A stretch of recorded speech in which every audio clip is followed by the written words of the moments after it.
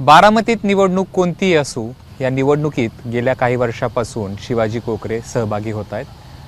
बारामतीची पोटनिवडणूक लागलेली आहे आणि शिवाजी कोकरे उमेदवार आहेत. कितवी निवडणूक आहे? 38वी. कुठल्या कुठल्या निवडणुका? माळगाव कारखाना, सरपंच, ग्रामपंचायत सरपंच पद, ते जिल्हा परिषद पंचायत समिती, आमदारकी, खासदारकी आणि आज हे 38वी पोटनिवडणूक आहे. काय मुद्दे घेऊन तुम्ही लोकांसमोर जाता? लोकांचं लोकशाही ही जिवंत राहिली पाहिजे. कुठल्या बी ह्याच्यात बिनविरोध 1992 साली माळगाव कारखाना पहिला बिनविरोध करून दिलेला आहे. पहिल्या निवडणुकीतच तिथून ते पॉईंटच पाडला की बिनविरोध झालेच नाही पाहिजे. काय कुठली निवडणूक असायची बिनविरोध होऊ द्यायची नाही? द्यायची नाही.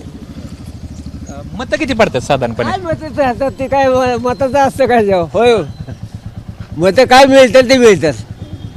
मताचा विचार करतात नाही पण फक्त बिनविरोध झालं नाही पाहिजे. पण तरी पण अंदाज असेल की बाबा एवढी एवढी मत पडतात, हजार पडतात. कवा कारखाना 18-20 मतं पडली 92 सालची बात आहे. हा आणि आता आता किती 1500 आता ह्याच्यात काय होतं ते हाताने सगळं होतंय कसंच काय. हा किती सालापासून तुम्ही निवडणूक आहे? 38 निवडणुका लढल्या. किती वर्षात तुम्ही निवडणूक? 1992 ते 2026 अखेर.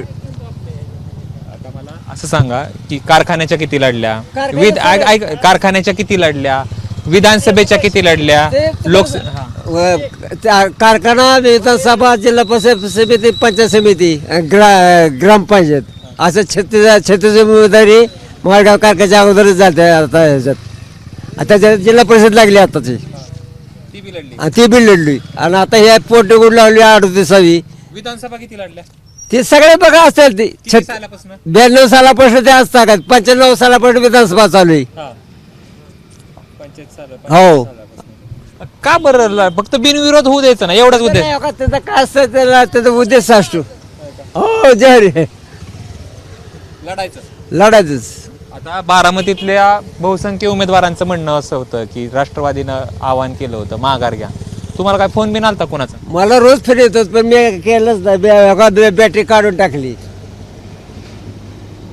काय मला रातून दिवस झोपून देणार आहे पण मी आपली बॅटरी काढून टाकली. मोकळा पेन ठेवलाय खिच्यात. निवडणूक लढणार. प्रचार कसा करता बरं? सायकलवर.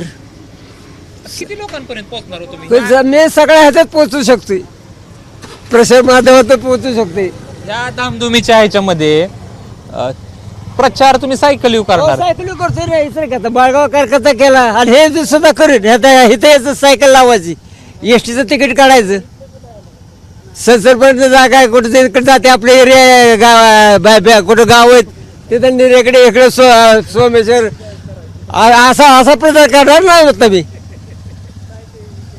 किती लोकांपर्यंत पोहोचणार? मी काय सगळ्या गाव पोहोचणार. माझं चिन्ह पोहोचवणार मी सायकलवर. 82 गावात मी निवडणूक ट्रॅक्टर फिरवलेलं आहे पहिल्या निवडणुकीत. चिन्ह कुठलं भेटलं आता काय वाटतं? मी आता मागितलंय का एक ट्रक मागितलाय, एक कंटेनर मागितलाय आणि एक गॅस सिलेंडर आहे. 3 बदले कोणतं बसेल ती मिळणार ना.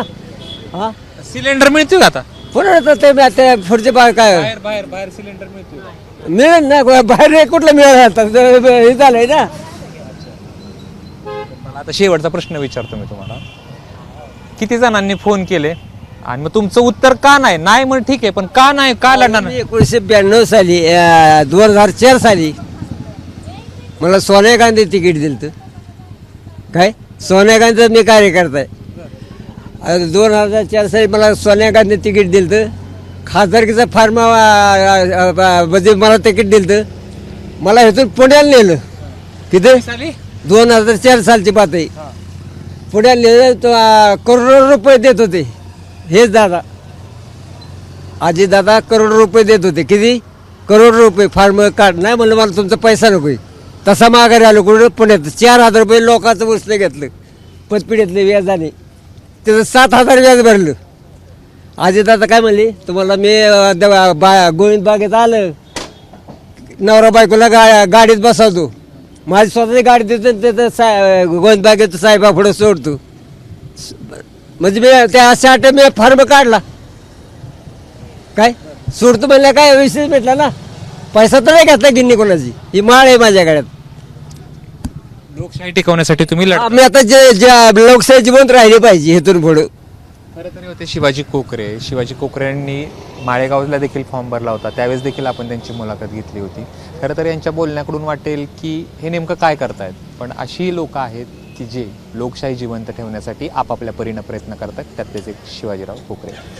कॅमेरा पर्सन विजय राऊतसह जयदीप भगत, एबीपी माझा, बारामती. एबीपी माझा, उघडा डोळे बघा नीट.